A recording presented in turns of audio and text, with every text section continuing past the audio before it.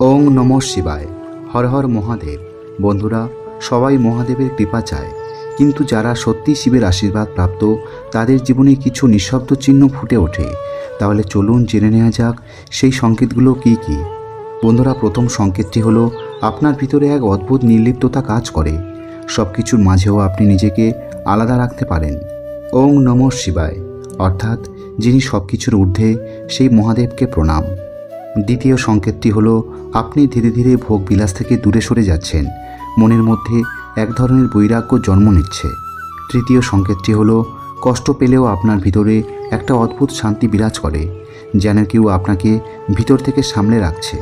চতুর্থ সংকেতটি হলো আপনি অন্যের কষ্ট সহজেই অনুভব করতে পারেন। কারো দুঃখ দেখলে আপনার মন কেঁদে ওঠে। বন্ধুরা, এটা কোনো সাধারণ সহানুভূতি নয়, এটা শিবের করুণার স্পর্শ।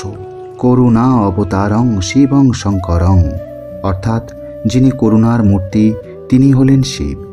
বন্ধুরা, পঞ্চম এবং শেষ সংকেতটি হলো আপনার জীবনে অনেক সময় একা হয়ে পড়ে, কিন্তু সেই একাকিত্ব আপনাকে ভেঙে দেয় না, বরং শক্তিশালী করে। যোগীশ্বরায় মহাদেবায় নমঃ, অর্থাৎ যিনি যোগীদের ঈশ্বর সেই মহাদেবকে প্রণাম। বন্ধুরা, হয়তো আপনি নিজেই বুঝতে পারছেন না, কিন্তু এই সংকেতগুলো যদি আপনার জীবনে থাকে তাহলে মহাদেব নীরবে আপনার পাশে আছেন। বন্ধুরা, শেষে শুধু একটি কথাই বলবো, যদি তুমি মনে করো শিব তোমার পাশে আছেন, তাহলে প্রতিদিন অন্তত একবার ভক্তিভরে বলুন ওং নমঃ শিবায়, আর কমেন্টে লিখুন হর হর মহাদেব।